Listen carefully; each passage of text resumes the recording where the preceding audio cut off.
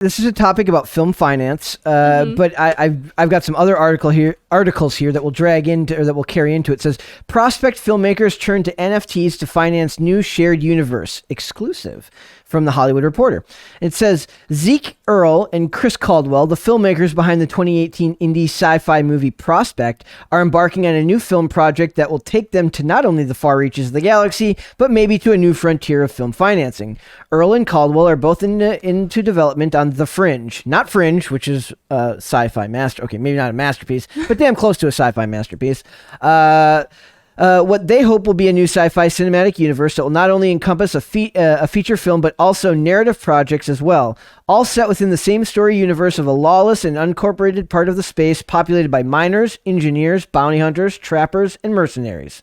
To launch development, the writer-directors have put together a group of artisans they call the Taka Artist Collective to release an NFT collection in March, composed of in-world characters known as drifters, the working-class Joes and Janes through whom the filmmakers plan to explore the world. So the goal of the NFTs is to create... Now, if you guys don't know, an NFT is a non-fungible token. There's a lot of controversy right now about NFT as a fad, NFT as a means of purchasing. But it's loath to explain it, but we're going to get into more of it. You guys know the general definition of an NFT, right? Yeah, I still don't understand it, but I get it. But the point is that they're selling these because it's a unique idea. Okay, I'll go to the other article that I found here. Actually, I'm going to wait. I'm going to come back to it. So it says, the goal of the NFT is to create a new model of film financing that, if successful, would put full creative control into the hands of the film's artistic team and minimize hat-in-hand holding trips to financiers or distributors. So the idea is that they can sell the NFTs as a way of funding the project, right? Now, we covered an article about 2 months ago from Hawkeye and Van Helsing's Alex Ponovic to lead NFT sci-fi series Gen Zeros. I think I remember that. So this had me on there. Yes. So this is not the first time something like this has been announced. So we're going to go back to this article. And so these guys says, in success, what we ultimately want to work towards is community-owned IP, Earl tells The Hollywood Reporter. It's a futuristic dream, but think Star Wars if you could cut out the corporate machine and unite artists and fans. The legal framework for this doesn't exist yet and is something we're actively figuring out. This is a project that I can see having gazillions of problems as far as just that phrase, artists and fans are going to have two very different ideas about where these things should go. And this is why weird communal ideas like this usually don't work. It's going to end up with no more fans and pissed off artists. Or pissed off fans who are no longer want to be fans, and artists that are angry because now the project has been soiled. At best, they get a Kanye West result.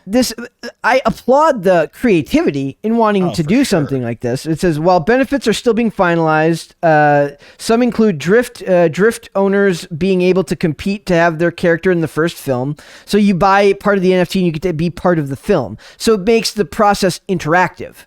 Now, in film, this is interesting enough. It says, after the sale, we want to incorporate the NFT holders into a formal incubator with voting capabilities. So they want the people who own these to have a say in the property. Mm-hmm. That's like letting people write fan fiction and then making it actually canon. Non-fiction. Yes. Earl says, they will participate in making creative and logistical decisions around the future of the universe. As a filmmaker, I'm incredibly excited to have this think tank as a sounding board during narrative development. Whether it's the form of storyboards, graphic novels, or short scripts, or 3D animations, this will guide the development of the first film, but also create other pathways for the universe's evolution. I will say that as somebody who constantly rails on Hollywood's dismissal of fans, this is a fantastic way, in theory, to bring them on board and make them part of this process. But what that means is that as the creator and the artist, he's going to have to humble himself. And when the majority of the fans want this to go in a direction he may not want it to go, he's going to have to relinquish that control and allow it to happen. Like how much is his vote worth? Exactly. Does he have more shares than they do? So I just think this is fascinating because this is like, when I read this, I'm like, this is a mess, but it's awesome at the same time.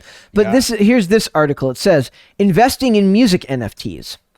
And it says the music industry may have finally started taking NFTs seriously in 2021. A handful of artists launched NFT projects that attracted a lot of attention from fans and raked in millions of dollars. The NFT and crypto space is still very young, especially in the music front, but the possibility of more direct artist-to-fan interaction and new ways to monetize work without need for traditional music publishers makes this a promising technological development. So now, I guess it's the idea that you look at this the same way you guys would have looked at merch sales back in the day. Well, merch is tangible. Like I still can't grasp the value of an NFT. It says, what is a music NFT? NFT stands for non-fungible token, a type of digital certificate encoded in a blockchain network, typically Ethereum, that guarantees ownership of a unique asset. So the economic concept of fungibility is important because a lot of works in the music and art industry that make use of NFTs aren't actually NFTs in the strictest sense of the word. Something is non-fungible if it is truly unique and cannot be replaced by another thing just like it. For example, the original recording of a piece of music is non-fungible, but copies of it sold as a digital download or physical album are fungible because one copy can be replaced with another identical to it. Exactly. So in this, because it exists on the blockchain with a unique identifier, it is inherently non-fungible. Yeah. I mean, it has worth because people give it worth. Exactly. But so it's a music NFT is a certificate of ownership of a unique musical work that can be sold to another party. The owner now would that be the same as owning the rights to the song? It would be like having I used to have I still have a box where I've written down original lyrics on like the backs of envelopes and stuff, and then later on I've had those songs get published and do well. It's like if I were to have that, but I mean it's still in the realm of physical. So like, what if you had an original notes on your phone that you had typed in and then you hadn't touched the notes since a certain date other than to read it? That's usually where the picture that accompanies the NFT comes into that's the digital physical representation of the I guess if you took a picture of it and then burned it? Of the digital asset. So like what I was doing when we first started doing the show was I give you guys like a topic list for each day, and Miracle would doodle on all of them, and I saved all of them for a long time. I said at some point if the show got bigger or Miracle gets famous, those could be sold as NFTs. But you could also sell them as physical art as well. That's the thing so it's I don't different. get. So there's always going to be two of it at least. It says one's more important. The term arguably. NFT is applied to all sorts of fungible tokens, meaning multiple copies exist and are owned by various parties, secured on a blockchain that grants the owner rights to the music, album art or videos created to accompany music, or some exclusive access to content. Like when I was thinking about this, there have been hundreds of thousands, millions of skate sections made, right? But there's maybe 20 to 30 that are like truly iconic, meaning that they stand the test of time. If you played the song in any one of those sections to anyone who skated as long as I have, they would immediately list that, right? So I was thinking about like whenever these videos were made back in the 3-chip camera days, there was likely a master tape with all of these clips on it. You could sell the digitally uploaded master of that section. Yeah. So the first album I ever recorded was legitimately, I think, without a computer. We literally did it on the caveman era. We went into a church that this guy that was producing us worked at. He was in a band that was older than us. And we like tracked everything onto like a board. And when I got copies, like the first, like this is the copy of your all's CD, and it was a CD with like our tracks on it that we had to go and make copies of. So that original CD, those original master files would be the equivalent of that. Yeah. I feel like. It says how NFTs could change the music industry. Music fans are a highly engaged audience. Selling music and related artwork via the blockchain is a way for an artist to forge a direct relationship with the fan base without the need for a record label or music streaming service. If done right, it can equate to a bigger profit for the creator since there's one less hand in the cookie jar. However, minting music NFTs isn't free since Ethereum gas fees, meaning that's the cost to actually run it, right? The cost to compute and record a transaction on the blockchain, and NFT marketplace fees for listing and selling work. So basically you're paying dues to to keep things up and running. I still don't get It seems like a NFTs. giant pyramid scheme. It kind of is. It sounds like it. Because like I know some NFTs you can play, like you can buy it and it's like a little character and you can play games with it. But I still feel like it's a big scam. Like there's something. A fad, I think, would be a better term Well, for I mean, it. Crypto is here to the way we're going. Then crypto is here to stay. if crypto's here to stay, then this might be here to stay. Yes. Because it's both on the blockchain, right? And remember, we're talking about this as people. Like, I just thought this was interesting to talk about. I am not an expert. I know very little in the time, but we see so much. I see a lot of hatred for NFTs, usually for reasons that people don't really understand. They're like, it takes a lot of power to run these I think computers. those people that are hating on it just don't want it to end up being. They don't want to miss because they're out. Because they're going to miss out on it. Yeah. Right. It's the people who don't. Everything they don't understand is inherently bad, which is stupid. I applaud people for. I hated Bitcoin for the longest time, and then I finally was like, I don't care if I understand it or not. This seems like a good idea. Yep.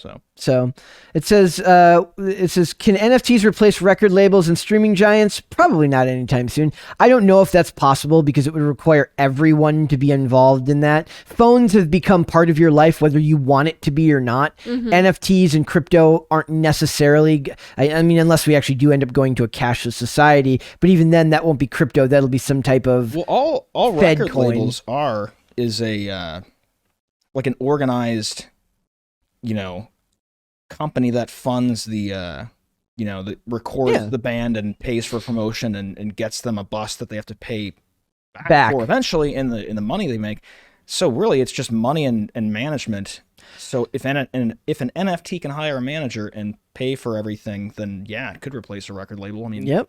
So, I mean, look at somebody like I mentioned Tom McDonald earlier. He does all that work, but he turns a huge profit. Yeah. Because he has to work his ass off in a way that he's just the artist I'm thinking of off the top of my head that's doing literally everything on his own. Yeah. Same thing with Bryson Gray. Yes. He does the same thing. He produces all his music by himself. Yep. There's never been a better time to be an independent artist if you have a strong work ethic and you're willing to put in the time and effort to not be kind of astroturfed into your position. And if you're talented and can do it, and exactly, like what you have, a lot of things have to align for music to be a career for you. So So I just thought that was an interesting topic to cover because I see all of the pitfalls of the film one, but also the benefits of it and where that could go. Like as somebody who's like has a lot of respect for audiences who keep these properties alive, but a little bit less faith in the artist to not want to relinquish control because most of them want to put their own stamp on this stuff. Kind of like the GameStop thing. Yes. Everyone wanted to keep GameStop alive, and it's like if they had a say in what games were to be made next. Yep. That's like, we want a sequel to this.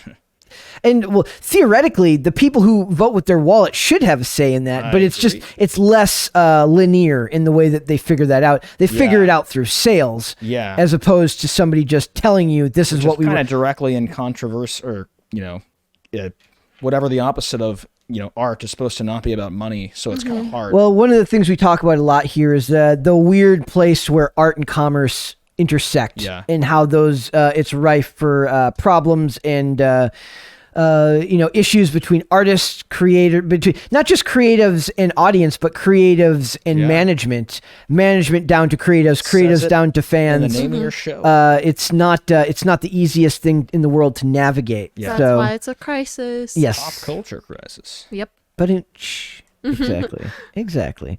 So I want to go ahead and ask you, like, would you do, if you had more time, like, is this something that you guys would have done if it seems plausible? Like, if you had the fan base that would allow you to do this? To make NFTs? Like, does this seem like something you guys would have gone for? Yeah, man, we pulled out all the stops. Because you're a very creative person, so it feels like it would be up your alley to find more creative ways of getting your music out there and making it financially viable for you to keep putting it out there. It's funny because I was going through my Instagrams the other day, and I own like all these Instagram. You know how Instagram you can't have links? Yeah. I had created and got the domains for like @click here for the link. I own that. And you click on it and it brings you to like a page where the link is at, because you get one link per user. So I have like click here for the link, or on.spotify I also own, and it's Traveler. It's so funny. But yeah, all the creative ways, whether it's like, I made a Tinder band profile when we were on tour, and I swiped in all the counties that we were going to, and like was selling tickets. I booked photographers on there. So this would have not been beyond the realm of possibility for something that we would have done. That's awesome, dude. Yeah. Very, very creative. That's very creative. I like to say I was on Tinder with the band before. I think it was Jason Derulo also did that. Did or he? Somebody else, but yeah. You're basically pioneering the Yeah. way for NFTs music to be a thing. Favorite Jason Derulo song? I don't know the name of it, but Want to Want Me, I think. Okay. Oh. I was just curious.